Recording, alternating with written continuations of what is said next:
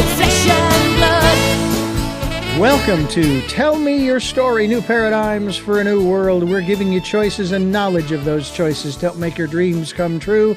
I'm Richard Dugan, your host, and I'm so pleased to have you with us here on the program, as always, to talk about the various subjects that we do from our guests who come from us from all parts of the world and all different modalities for making this a better place for everyone. We're giving you choices and knowledge of those choices, and we have some new choices, but they're all in the same direction, all along the same lines.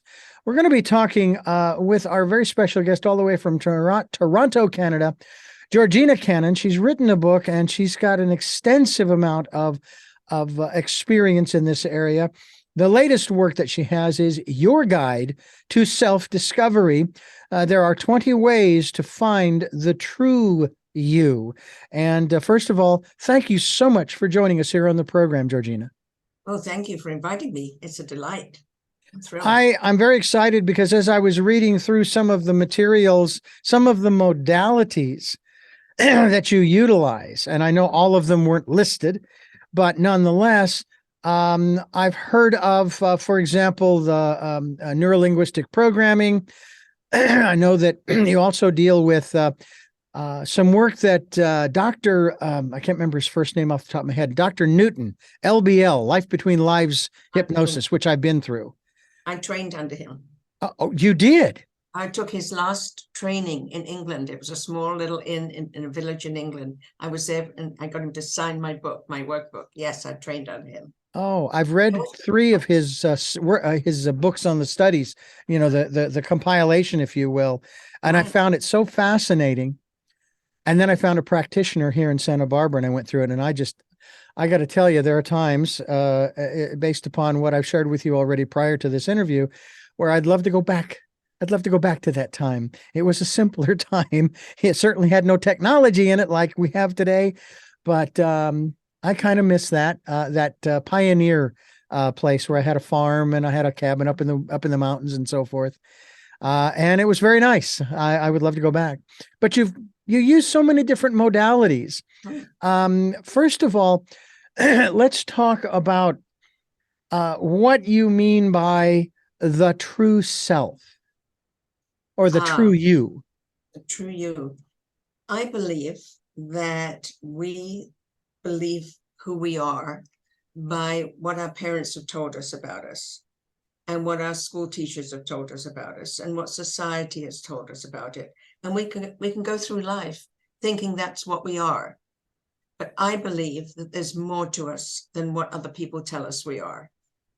And it dawned on me that since time began, people have been discovering or wanting to discover more about themselves, either by casting stones or reading cards, or in the ancient days, looking at smoke signals.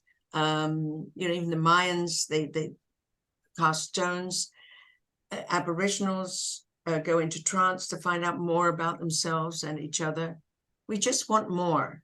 And I wondered how to do that. And then I realized there are experts. There are experts who know this stuff. I know certain things. I've been trained in certain modalities, but there are experts around the world who know so much more than I do. And I thought I'd investigate that and put it all together. So there's like a map, if you like, or an archaeological dig. I like to equate it to an archaeological dig, where layer upon layer of yourself you uncover through all these modalities. And what's interesting too is when I see this list of modalities, it really spans the gamut, if you will. I mean, numerology, astrology, along with, as I mentioned before, the conversations and the issues around karma. Dreams. A dream. Oh, and that, to me, that's a fascinating one in and of itself. Let me ask you, when you talk about dreams, and I've had dream interpreters here on the program, one in particular who never put words in the dreamer's mouth. In other words, it wasn't, here, let me tell you what those symbols in your dreams mean. They, and this was like with the gentleman who is not only an LBL practitioner, but also in other areas as well that I've seen him on.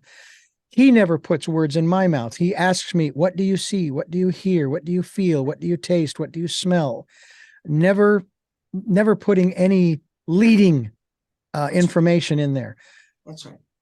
I would take it that's really you, the dreamer, are the interpreter, and sometimes you do need a little help to work through that, right? So agree with you. It's the main tenet of what I teach when I teach hypnosis, because as you know, I teach it at the university. I always tell my students, the client always has the answer. And if they say, I don't know, you just say, what if you did know? And just be quiet, and they'll come up with something, and the light will go on in their eyes, and they'll say, oh, now I get it. Okay. Now I understand. Okay. They always know. To me, it's fascinating to look at dreams, and I've shared on this program a couple of dreams that I have had, and how they were almost portents of the future at the time I had the dream. Sure. And I'm just thinking, yeah, well, I fought real long and hard with the Arizona Department of Motor Vehicles to try to get a driver's license. I was born legally blind, and I was bicycling everywhere thinking, look, I can see well enough to get around on a bicycle. I'd love to at least get a moped. I couldn't even do that because I wasn't aware of certain other elements, but nonetheless, and I had a dream where I was driving, and the next thing I know, I'm driving. So sometimes they're not necessarily predictive, right? It really depends upon where you're at in your life at that time. Where you are and how you interpret that, because we can all see the same movie, but come out of it with a different interpretation of what we've seen. But I've got a question for you. Did you ever go back to find out why you were born legally blind? What is the purpose of that in your life? In this lifetime? Well, that's an interesting question. And here's the reason why. When working for a Christian radio station, and I was there 15 years, I had some people come up to me and say they wanted to lay hands on me. They wanted to heal my eyes. And I said, I appreciate it, but no. Mm-hmm. I said, my purpose in this life is not to have perfect 20/20 vision. My purpose in life is to serve you and the program you're producing and other people and so on and so forth. And if God, who knows where I am, by the way, wants to do that, hey, I'm here. And if he wants to call me collect, I'll accept the charges. But I've done real well. And at that time, I was in my 20s and 30s. I've done really well up to this point, getting along and doing just fine and adapting and adjusting. Again, I can't, I couldn't stop them from praying for me, but and I've looked back at that and I've thought, gee, I wonder why and I really felt strongly about it at that time, and I still do to this day. That sometimes we get caught in the minor things that other people make judgments on and say you want. That you need to have this done or that done or the other done, when in fact that isn't part of, shall we say, your life's purpose. Does that seem to be also an issue too, in terms of people coming to you and they do feel like they're lost, they feel like maybe they're stuck, they feel like they're adrift, and they'd really like to get on with life? Yeah, I get a lot of people who come that are stuck, both male and female. One of the people that worked with me in the clinic, I trained her as a hypnotist, and she was a hypnotist for birthing. So she did hypnosis for birthing. Mm-hmm. She came to me one day and said, would you regress me back to find out? I want to know why my soul gave me this lifetime and I was born deaf. It doesn't interfere with what I do. No, people don't even know she's deaf, right? Doesn't interfere with what I do. I just want to know what my soul purpose is. What is the reason? So we took her back, and she became literally a star seed and she was deciding to incarnate into this lifetime. and she was going to incarnate in this lifetime as a midwife so that she could help women bring other souls into this life. But she needed to learn to communicate, because in other lifetimes she hadn't communicated very well. She needed to learn to communicate with all of her senses, not just sharp words or whatever. Mm-hmm. And once she understood that, it opened up her whole world. I mean, she was already successful. I'm not talking about business success. I'm talking about her world that she connected. And it made sense. She went, got it. Okay, now I get it. It makes sense. And she's brilliant. She's wonderful. Mm. And the people that come to me who are stuck often have a fear of making a mistake, or fear of being wrong, or a fear of looking foolish. And they often, not always, but often grow up in homes where perfection is demanded, or they're deeply criticized, or there was violence. And so they have learned to tread softly on eggshells so that they don't disturb anything. That often keeps people stuck. So we work with that and move that out the way and let them find them true self through hypnosis, past life regression, whatever tools, NLP. We use all the tools, whatever it takes. Mm-hmm. They're all tools. And the amazing thing is there are a lot of them, and we'll find out more about how Georgina Cannon uses those. GeorginaCannon.com will be linked to her website as well, so you can find out more and even get a copy of her book, Your Guide to Self-Discovery, as we continue here on Tell Me Your Story. I'm Richard Dugan, and I thank you so much for staying with us here on the program as we continue our conversation with Georgina Cannon, all the way from Toronto, Canada. We're talking about her latest work, Your Guide to Self-Discovery. It has to do with 20 ways to find the true you, as we discussed earlier in the program. I was talking with my Vedic astrologer friend some years ago, and he basically said the same thing you do. And that, he loves doing the live shows because he likes taking the phone calls and helping people and so forth. He says, people love to find out about themselves. Now, granted, on one level, astrology, in this case, Vedic astrology, is somewhat superficial, meaning it's more dealing with the material world. But as you are doing the archaeological dig to find out about the self of the person, the client, if you will, that you're working with Vedic astrology, I kind of put it this way to him, and he agreed. He's laying out, or Vedic astrology lays out, a roadmap, not in terms of your future, not predictive. No. It's more, all right, we have the 101 that runs up and down California. So you start from Southern California at the end of the 101, at least from that standpoint. And what the Vedic astrology does is it lays out the conditions that you may run across as you move further north up the coast. Could run into sunshine, could run into marine layer, rain, on and on and on. And there are certain quote unquote protective measures. They don't make you immune from these conditions, but it's kind of like, all right, you're going to run into some rain up here. Now, you can choose to take an umbrella and stay dry or not. It's up to you. You can dance in the rain. Yeah. And so that's kind of what he lays out, this roadmap that says, okay, here are the conditions. You can be prepared for them mentally, that kind of thing. And then, of course, talking about, this planet is in this house and that planet's in that house. I always have to refer back to his book to find out, okay, what's house number 12? I always forget what it is. But when you're working with these kinds of modalities, do you work with things of this nature? And then the two that come to mind are astrology and numerology. I love numerology. I use it a little, but I don't use it that much. The modality I do use is birth order. And okay. When I ran when I was in the corporate world and I ran a fairly large company, I used to hire according to birth order.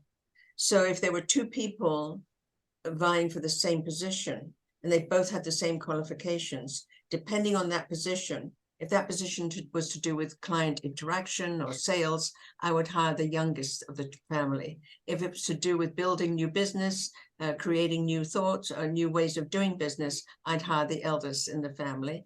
If it was to do with building teams, I would go for the middle child.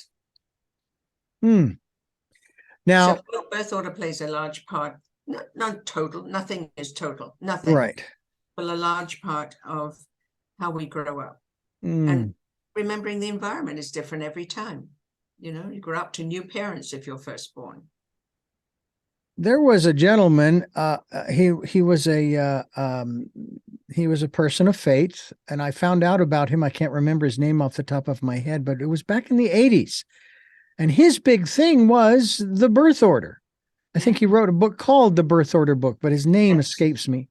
That's it. And they've updated it. It's called the New Birth Order Book. Yeah. Ah, do you remember the author's name? I know, but it's on my bookshelf somewhere. Well, that's fine. It just is fascinating to me that we are in a position in this world today where we are trying to find our way, and we're so easily distracted. Are there things that you share, that you can share with us maybe, that can help us to stay focused on what's really important, even long before we ever connect with you through your website, which of course is georginacannon.com, so that we can make sense at one level of all of this stuff without getting distracted? You know what I'm saying? Yes, I do. I ask clients, particularly clients who have disturbing family members who never just as destructive in some way or another. I ask them to consider before they get involved in each discussion or each fight, give it a numerical order. 1, is it crucial? Do you have to be there? 2, is it something that would benefit from your presence? 3, maybe you should just watch and listen, go, I can't handle this right now. I'll speak to you later. 4 is not my business, not my monkeys, not my circus, and stay out of it. If you give everything a numerical value, you don't get so caught up. And that goes for politics. It goes both local and national. It goes for family. It goes for corporate. It goes for sitting in a meeting and thinking to yourself, that peer person should be running this meeting better. This is ridiculous. I could do a much better job. I bet my boss doesn't. And you go off on tangents. You get all riled up. You make judgments, and it's not even your meeting. So 1, 2, 3, or 4. And it really sorts things out. And people have found that so easy to do. There's one that you use, and I was looking at it. As a matter of fact, I take note of this. I try not to ignore any of these signs, shall we say. When a copy of the book is sent, and unfortunately with my screening, you can't really see it, but it will be up on the screen. I will tell you that on the YouTube channel, you will see the book. It'll be placed between Georgina and myself on the screen, so you'll be able to see the book. But in it, they placed a card from the publisher who sent the book, right? Yes. And they put it into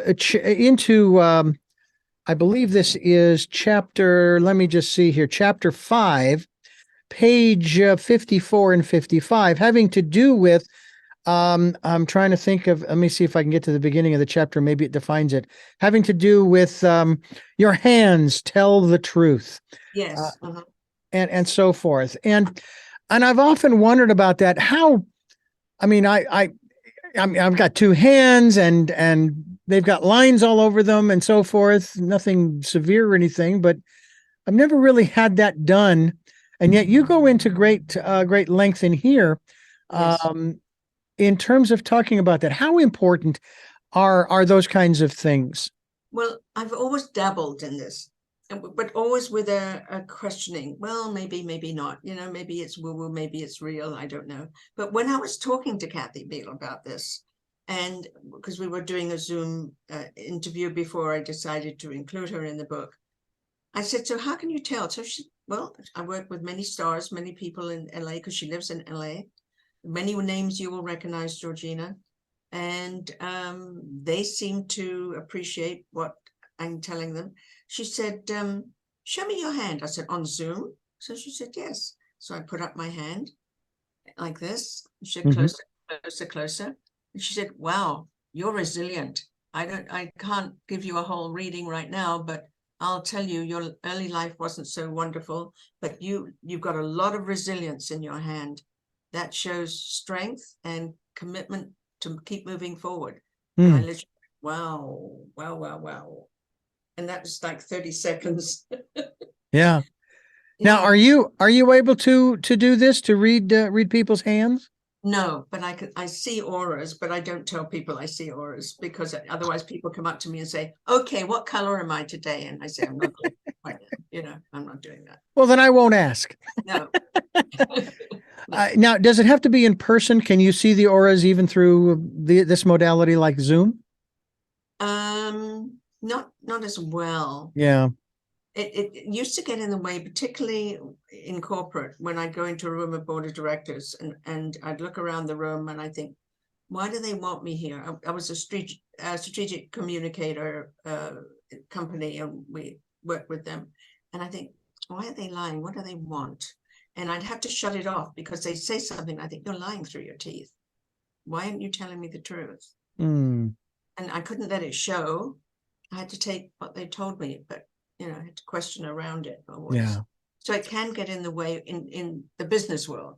Yeah. When I'm working with a client, sometimes in clinic, I might say, is there anything else? My favorite question to clients, and always as a journalist, I ask this question as well. What was it about you that you'd rather I didn't know? And they'd always tell you. Wow. Wow. As a broadcaster, people hate dead air. Yep. Yeah. Yeah, exactly.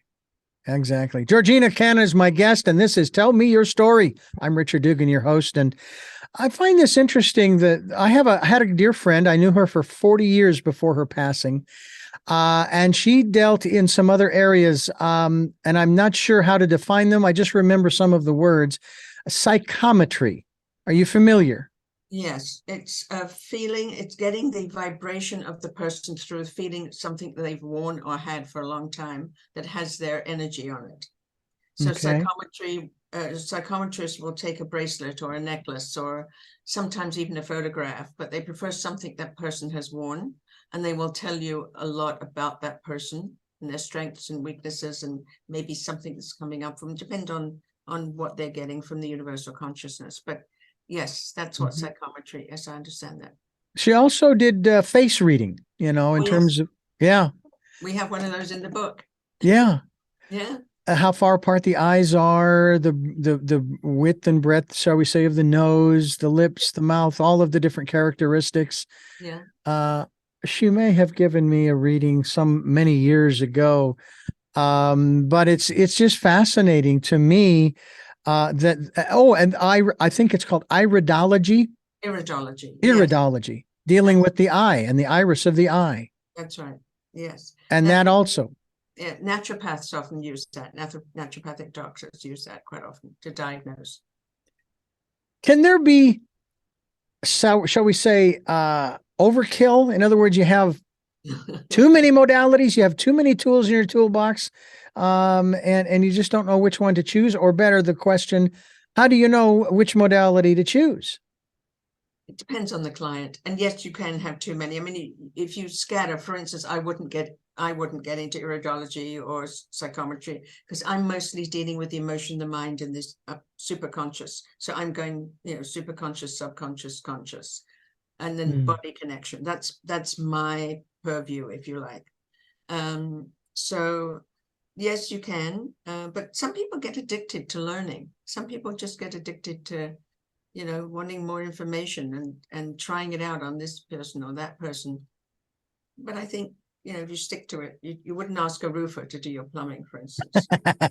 No, I would not. Well, there you go.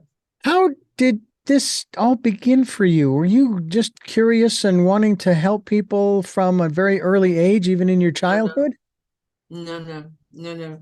I started off, very difficult childhood, but ended up as a journalist in England in the 60s, the magic 60s, with Carnaby Street and the Rolling Stones and the Beatles and Mary Quant. And I was a beauty editor on a magazine called Woman's Own.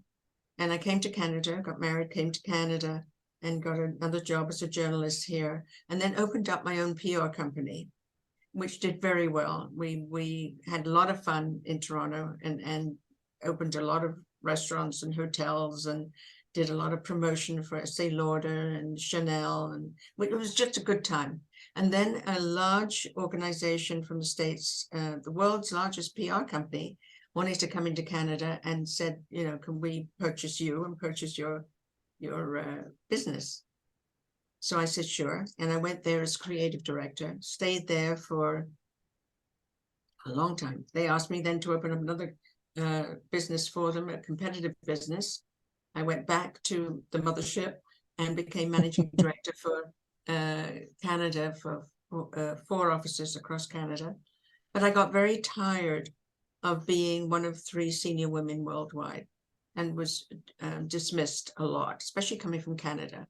You know, that we'd go to annual meetings and we'd have to present our figures and what we'd done that year.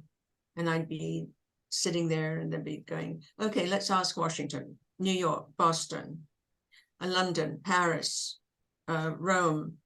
And they go through Delhi and they'd, oh, yes, Toronto, Canada, yes, Georgina, right. And it was always a diminishment. And after a while, I just couldn't take it anymore. And I left. I started to think about helping people rather than corporations, and trained in Reiki. I got my Reiki Master, Hypnotherapy. I took Gestalt therapy training, psychodrama, happened upon hypnosis and went, aha, eureka, that's it. Because that drives the subconscious mind, which drives us. So from then on, that was my life. Opened a clinic and built a business and sold it 10 years ago, and now just focus on writing and seeing clients occasionally, well, not occasionally, twice a week, and teaching at the university. Georgina Cannon is my guest. GeorginaCannon.com is the website. I'm Richard Dugan, and this is Tell Me Your Story. We are giving you choices and knowledge of those choices to help make your dreams come true. And boy, have we got a lot of choices for you today.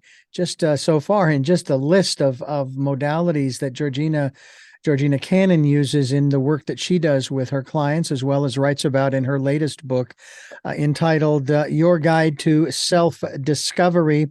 And it is 20 ways to find the true you. Is this a book that is more of a resource where you kind of allow yourself to be guided to a particular section? You don't necessarily read it cover to cover. Right. You flip through it and see what interests you. And because at the end of each chapter, there's a little questionnaire that says, what did you learn about yourself from here? Because it's a how-to. And then at the end of the book, I ask you to introduce yourself to your new self. So look what you've discovered about yourself. So I would do Georgina. And let me introduce you to Georgina, who's a number 8. She's an Aries Pisces cusp person. Therefore, she has da da da da da. And I go through the creativity, which blew me away. I had no idea there were different forms of creativity. Then the what else did I have? Astrology, of course. I'm a great believer in astrology and numerology. Oh, finding your animal guide, that's there too, with Grandmother Crow. So how to find your angels and your animal guide. The other one that really got to me was a lot of this I do anyway, but the things I didn't know were about my dreams. And I read Kelly's chapter and suddenly understood why some were recurring, and some just passed through, like, like a train station. Mm-hmm. Yeah. So I found it, when they sent in their chapters, I was enamored. I was excited putting it all together. And the ones I wrote on karma, how you can move from victim to victory or hero in your own life if you come into a place of bad karma, what you can do about it. So that was good too. It's truly amazing when talking about karma. There's a phrase that was shared with me, pardon me, going through some, what I would consider to be some rather challenging times in the last few years, even to the present. And this person kept reminding me, Richard, you can rewrite the script. It's your script. You can rewrite it. And it's like, I don't have time to rewrite it. I'm too busy doing other things. But I've also accepted that I'm where I'm at because of all of the choices I have made and are making. And am making. And then, of course, there is the other end of it, where I will be in 5 days, 5 weeks, months, years, is going to be based on all the choices that I make from this point forward. But what I loved was someone who shared with me on this program not long ago. He said, all of that may be true, but however, it's the latter part that you need to amend. All of the choices that you make from this point forward are based upon your perception of what you think the future will be. And I was talking with my mother the other day, and she reminded me, I'm 63, and she'll be 89 this year. She reminded me that, Richard, you have always been an optimistic person. And she reminded me, every time you get up in the morning, make sure that the first thing you think about is what excites you, what you have to do during the day, not in terms of burdens or what have you, and of course it's part of it is this, talking with you, Georgina. And that helped quite a bit.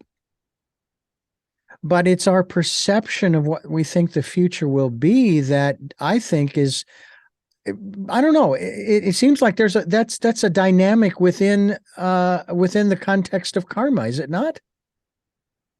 Yes and no. If you spend your life looking at the news and reading the newspapers, which are full of doom and gloom, that's how it'll dirty your window, if you like. That's how you'll see your world. If you take snippets of it and say, okay, this, we're going to go into recession. They say, okay, so I'll have to think about what I'm going to do around that. And then do something about it. It doesn't weigh on you. It doesn't stay with you because it's turned into action. Mm-hmm. It's not somebody doing something to you. You're taking charge of you. Right. And between stimulus and response, there's a space. In that space is your choice. And what you do with that choice is up to you. So really, we have choice. Even people in refugee camps, there's always some people who, I won't say thrive, but manage to become leaders, to feed others, to educate others, and others become the victims. We have choice. There is one element that I do want to ask you about that, to me, I managed to forget to ask this question in many of the other interviews until I get to the end. And it's this: how important and how involved is not just your intuition, but also imparting that importance to your client? And my students, I tell them the more work you do through your subconscious mind, the more work you do with your subconscious mind, to making change, to using your creativity, your artistic ability, your whatever it is, using that subconscious part of you, the more you're connected to the universal consciousness. And the universal consciousness is your intuition. It's the messages. I get mine through my right ear. I don't know where you get yours from. And people start receiving and start seeing and start feeling different when they recognize that it's possible. I take a look, and I guess one of the best examples for me in terms of optimism was back in my 20s and 30s at that radio station, and hearing the same story over and over again about the end of the world and Armageddon and on and on and on and on, and that whole philosophy. And at one point, I wanted to ask someone who was in charge, is there anything that I could do to help to facilitate the speeding up of this timeline that you have laid out so we can move on to a new story? Because I'm going to tell you, I am bored out of my mind over this story. It's like you've been telling the same story for 2,000 years. Could we try something else? Of course, they don't want to, because that's not in the philosophy. Right. But it just seems to me, it's like years ago in school, they used to talk about how, what do you want to be when you grow up, kind of thing, or what do you want to accomplish? And they would always warn you, don't say, I want to change the world. That's a little too big. That's just too big. Take little bites. Well, here I am, 63, and I've been saying this, I want to change the world. And I want to change it for the better for everybody. Sure. So that nobody's left out. Of course. The intuitive aspects of the work that you do, they guide you when you are talking with your clients. Do you find many of them come to you with a more pessimistic view of the world and the future? Oh, yeah. Particularly if they're in relationships, both either in business relationship or a personal relationship. And they find that they're being diminished and they can't find their way out, or they think they can't find their way out.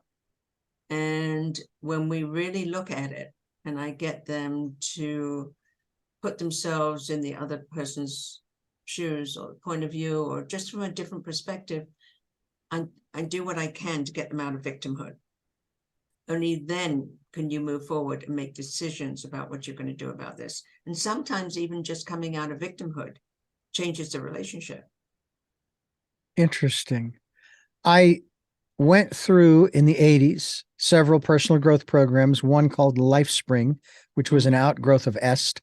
Yeah. It was very beneficial from my standpoint, and I'm glad I went through it. Then in the late 80s, early 90s, with my first wife, we went through a program that was developed by a printer in Phoenix. It was called Omega Vector. They changed it to Delta, or vice versa, Delta Vector. Focusing on the 0 point, focusing on Teilhard and some of the other philosophers of that time period. It was fascinating to learn, and there was no charge for any of this. That was the thing that really intrigued me. Now, you could contribute whatever you wanted, but there was still no charge. And these were those 5-day intensives, 3 nights, Wednesday, Thursday, Friday, all day Saturday, all day Sunday. And one of the things that I found so fascinating was, and I'm sure that many of your clients feel this way too, you'd hear grumblings the first night. I really don't want to be here. My wife wanted to go to the first one we went to. My wife wanted to go. So I thought, well, I can't let her go alone. She was totally blind. I should explain. So she needed a guide. I thought, all right, I'll go and I'll be there with her, but I'm not going to participate. Very funny. Because the grumblings around the room, you could hear, I really don't want to be here. I don't want to be here. Da-da-da-da-da. We came back from break and everybody sat down, and the facilitator got up in front of everybody and made the comment. He says, I hear that you don't really want to be here. You're lying to yourself. That's not true. You do want to be here. Because if you didn't want to be here, you wouldn't be. You'd be somewhere else. But guess where you are? And you've heard the phrase too, I'm sure, Georgina, what is it? Wherever you are, there you are, something along those lines. Mm-hmm. And so it is true. Wherever we find ourselves, that's where we want it to be. Well, I thought the dancer said, be where your feet are. I like that. I like that. Yeah, I like that. The other aspect too, especially when you're in a place where you don't really want to be, but there you are. And it's a bit of a challenge. And I have to do this more so now than in recent days. I have to remember the old Buddhist phrase, cut wood, carry water, cut wood, carry water, over and over again. I just have to remind myself of the simplicity of what life is.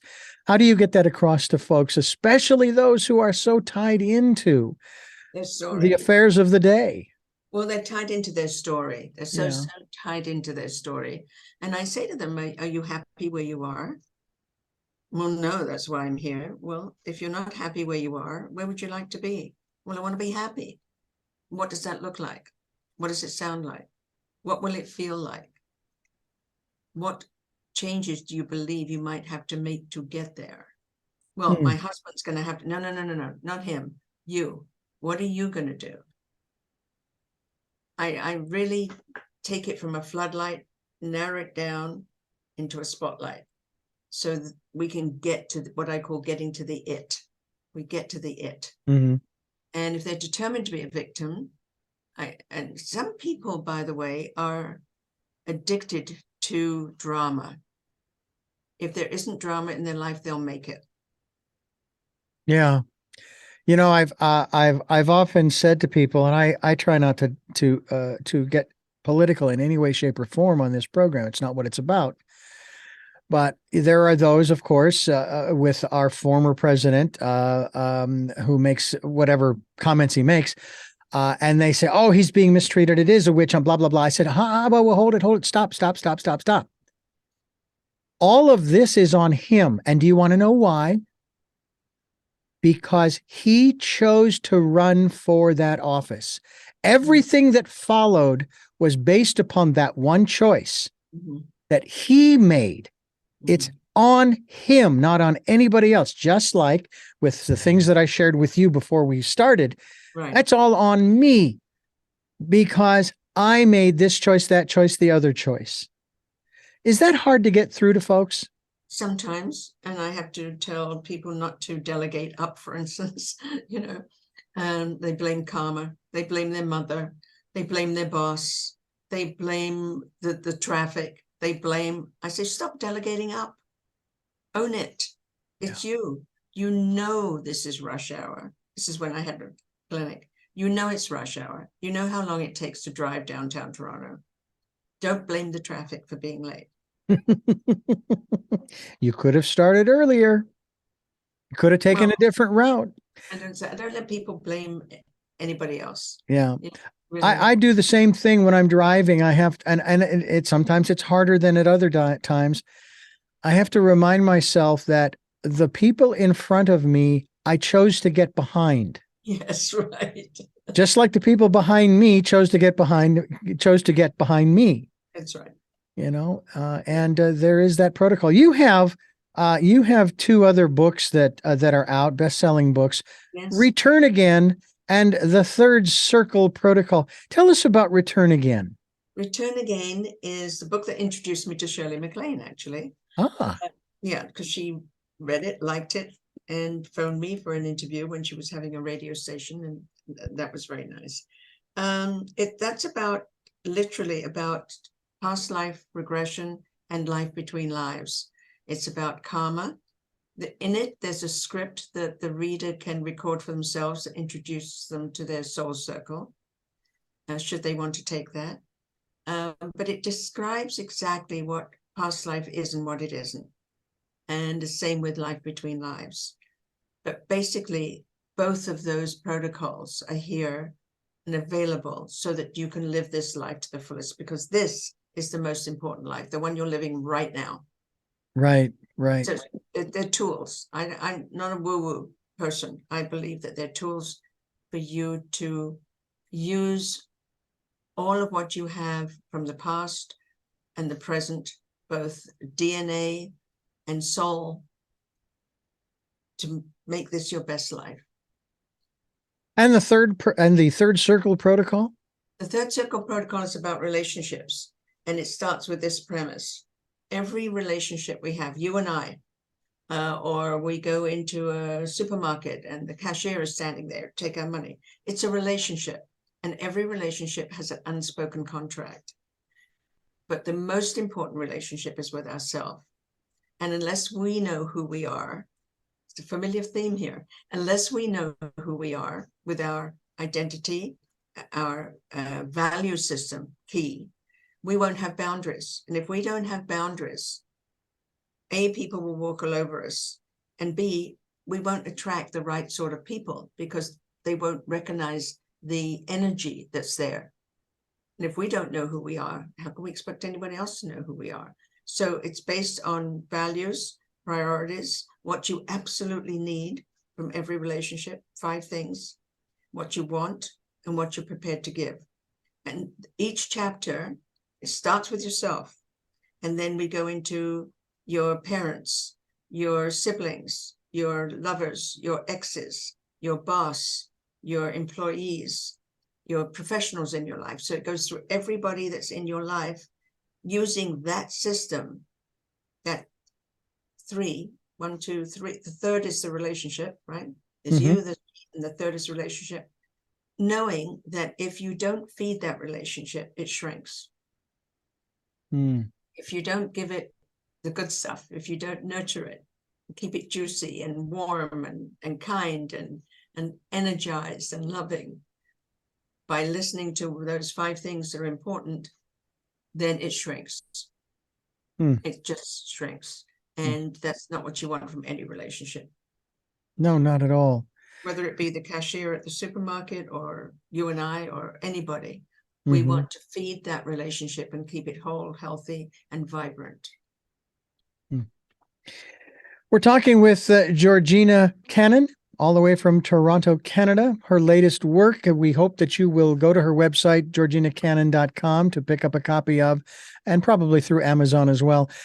Your Guide to Self-Discovery, 20 Ways to Find the True You, as we continue here on Tell Me Your Story.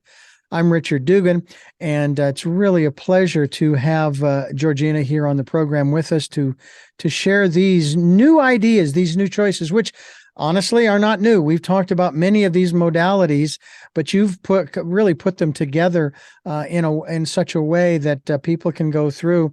And this is where one's intuition, so to speak, might come in when you pick up the copy of the book. And as you said earlier, flip through it. And that's why, like I said, when they put that card in there, I don't ignore that. There's a reason why that was there. And I've often wondered sometimes, getting my hand looked at, so to speak, getting it diagnosed. Yeah.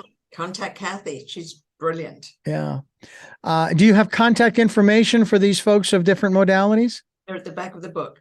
All right. Well, we hope that folks will do that, and maybe we'll go back to the back of that book and have some of these folks on the program to talk about not just their connection with you, but also the modality that they're working in. That would be fantastic, because there's sorts of people that you would really love.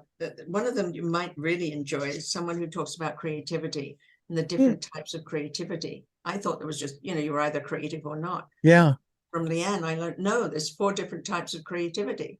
And we're all creative one way or another. And she's fascinating. She heads up the Center for Creative Innovation at the University of York. So she's good. And there's Beryl in Spain, who talks about EQ, emotional intelligence, emotional intelligence. But Kathy and Grandmother Crow is wonderful about finding your animal spirits. You'll love talking with her. They're lovely people. They're good people. Absolutely. I've found that to be the case with the folks we've had on this program, talking about all these different modalities. You mentioned earlier, too, that you were a Reiki master. I got my training back in Phoenix as a Reiki master. And one of the things that I learned, and it actually brings up the question of the definition of healing, because we're just supposed to be the conduit of the energy that we send to the situation or to the individual or individuals. And case in point, as I've shared the story before on this program, my father's brother was stage 4 cancer. And we decided that we wanted to, my wife and I, my present wife and I, decided we would do an absentee healing. So they gave us a picture of him, and we did that. Well, following the funeral, my mother shared with us what happened shortly after, because we returned the picture to them so they knew that we had done this. Says, yeah, he got really angry and he threw his medications across the room where he was. He got in his wheelchair and he wheeled across the compound where his family lived to his son's house. And I guess went inside and they had a time together of closure. And shortly after that, he passed. And I'm going, okay, I'm not in control of how the energy is used. So then either A, we have to come up with a new definition for the word healing, or B, we have to come up with a new word to define what it is or why it is we are sending the energy in the first place. Or we have to come up with a new definition of the word death. That is absolutely true. I argue that one when it comes to the Bible, where Jesus raised Lazarus from the dead, but Paul says it's appointed to man every man once to die, and then the judgment. And I'm just sitting here thinking, well, wait a minute, which is it? Or was Lazarus not dead? Was it just a coma? That kind of thing. And then you get into this whole epistemology and word definitions from the original languages. And people say in the Old Testament, the 10 Commandments, thou shalt not kill. Well, actually, the word is murder. I said, well, then why doesn't it say murder? And so on and so on and so on. I mean, you just get into a rabbit hole is what you get into. Yeah. Because it's been, first of all, we have to remember the Bible is written by educated men who wanted to get their message across. Thank you very much. Secondly, it's been translated from Hebrew to Aramaic to all sorts of other languages along the way. With each time, someone made a slight adjustment because they preferred it. Mm-hmm. So what we're reading today is not necessarily what it started out as. How about some of the other ancient wisdom teachings around the world over the centuries? Do you find that they are in some ways helpful or more of a hindrance to someone discovering their true self? If they are allowing and loving rather than dictatorships, because I've found that most religions, except for Buddhism and maybe Buddhism, the far right wing of all religions is very dictatorial. Thou shalt, or thou shalt not, and very controlling, particularly of women, but controlling. All the other religions are. Mm-hmm. So I'm very wary of that, because they're all man-made. So we have to remember that.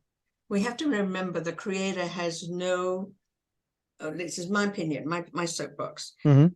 The Creator has no gender. The Creator is energy. The Creator is someone who creates the flowers that come up in the spring, that causes the rain so that the flowers can flourish, so that we get thunder and rain, so we get lightning and thunder and rain, and it all has a job to do. It's different shapes, different colors, but it all has a job to do, all by the Creator. So it is with us. That's my belief system.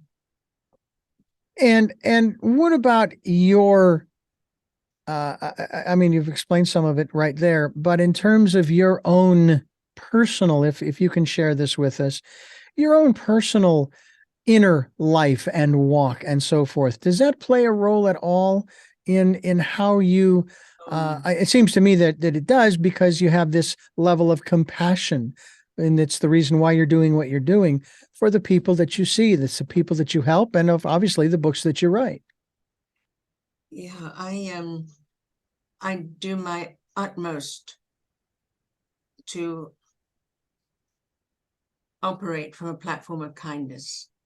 For me, that's my religion, if you like. Mm-hmm. And that shows up in teaching people, when we talk about giving to charity or giving, how you give, not what you give, it makes the difference. If you see someone on the street who's homeless and you're dropping money in the cup, look them in the eye, greet them for the day, see them as a human being. That's the difference. Just giving the money in the cup isn't enough. It's nice and it gives some food, but it's not enough from my point of view. Yeah. This is only my point of view. I'm not God. This is only my point of view. So to be real, I'm very pragmatic about it. I believe if you operate from a platform of kindness to all creatures, all plants, everything that grows, every animal that lives, including humans, because we're animals too. We're a tapestry, and we're all connected, and the energy just spreads that way. It makes a difference everywhere. Yeah. And this is my perspective, my observation. I'm not putting this out on anybody else any more than you do with your observations and opinions. And I preface it that way because sometimes what I say is not really appreciated. But from my observations of late, I find that many of these philosophies basically are, I mean, you take a look at the 10 Commandments telling you what you can and cannot do. I can't think of any other word other than to describe the philosophy as a philosophy of slavery. We're slaves. You're supposed to serve. This is why you were created, and so on and so on and so on. And I'm thinking, well, wait a minute. If that's the case, then I don't have any free will. It doesn't matter what my choices are. I'm just here to serve. And I'd like to think that I've chosen to serve the way I serve, just as you have chosen to serve the way you serve. Your thoughts? My thoughts are that I think we do need some rules. When we stop at a red traffic light, okay, we do have some rules. We keep to the right or to the left, depending on where in the world you are, to avoid chaos. Mm-hmm. So I think the 10 Commandments are basically rules for avoiding chaos. Thou shalt not kill, or whatever it was, shall not murder, honor thy father and their mother. These are not like you must. They're offered. Yeah. They're offerings. Although I will say that Jesus, in his, shall we say, codification of the 10 Commandments, it just is more palatable. Love your neighbor as yourself. He operated from kindness. Yeah. And to me, that's not telling you what to do. That's giving you a guideline in that respect, as you've used the word kindness many times. It's be kind to one another. You know, you weren't here to fight with one another. You were first to yourself. Yeah. Because if you're not kind and respectful to yourself, people always say you should love yourself. I say it's not enough to love yourself. You can love yourself and eat yourself to death. You've got to love and respect yourself. So love and respect yourself, and love and be kind and respect others. I mean, that really, what else is there from my point of view? Right. If I may, what is your observation, your perspective on the future, whether it be there in Canada or worldwide? Do you think that, are you still optimistic about the future of civilization? I'm terrified about the new AI. I will tell you that. Spewing forth falsehoods and people believing everything. I have great optimism in the young people in their 20s. You see them making change. You see them coming out and fighting for what's right, very much like the 60s, very much like that in a way. Fighting for kindness, fighting for equality. So I have faith in them. Yeah. Georgina Cannon, my guest. GeorginaCannon.com is the website, and Your Guide to Self-Discovery is the book. And this is Tell Me Your Story. I'm Richard Dugan, your host, along with Georgina Cannon. And I want to thank you so much for the time you've given us today, all the way from Canada, Toronto, Canada. I've never been to Canada. I don't think I've been quite that far north. The farthest north in the hemisphere I've been is Ireland. That may be equal to the level of Canada in this world. I've been up to Idaho in the States, so that's about as far north as I've gone. But I hear it is a beautiful country. It is. It is. and very kind people, Mhm. you know, and Yeah. if only we could take lessons from the Canadians instead of poking fun at them. It's fine. We laugh at ourselves too. Yeah. I have three final questions that I would like to ask you, but I will ask those of you in just a moment. We ask them of all of our guests at the end of the program, but before I do, I want to thank you for listening to and watching Tell Me Your Story, New Paradigms for a New World, where we are giving you choices and knowledge of those choices to help make your dreams come true. We are here on Sundays at 7 a.m. and 7 p.m., Monday mornings at 1 a.m., and we are streaming live at those times at richarddugan.com. Oh, don't forget about the 9 a.m. Wednesday broadcast. That's our special edition of Tell Me Your Story. Our podcasts are up on SoundCloud, iTunes, TuneIn Radio, Spotify, Stitcher, Player FM, Blueberry, iHeartRadio, Amazon Music, and many other locations. And we're also on YouTube where you can watch these interviews. I hope that you'll subscribe, but hopefully you'll also just select the notification so that when a new conversation is posted, you'll be notified. And if you'd like to support the work that we are doing, we would greatly appreciate that. We have a PayPal account. It's there for your security as well as ours. They will ask you for an email address to send the support to. That email address is quite simply richard@richarddugan.com. And then we ask you to participate in the Decade of Perfect Vision, where we ask you to spend time in that quiet, still, calm, peaceful place. Go within and listen to that still, small voice. We hope you'll do that, and hope you'll join us for each and every edition of Tell Me Your Story. With all of that being said, we now move to our final three questions, and they are as follows. Number one, who is Georgina Cannon? Georgina Cannon is a female in the third act of her life who is enjoying life as much as she ever did, if not more so, and has already written the epitaph on her stone that will say, "I haven't finished yet." I'm with you there. What is your life's purpose? My life's purpose is to help people find their magnificence. And finally, what was your best day? Oh, my best day. Oh, Lordy. Had so many. My best day. I think my best day, strangely enough, was getting married to my second husband. And I thought I'd come home. And unfortunately, it didn't turn out that way, but that was the best day. Mm-hmm. And since then, my best day is finding out that my two close friends are there no matter what. That was extraordinary. That moment that happened, it was extraordinary. Well, we thank you for sharing with us here on the program today your story and the work that you are doing to help people to find their true selves. And we hope to have you back again to talk about, I don't know, maybe there's another book coming. Oh, there is. All right. Well, let's stay in touch and have you back when that one comes out.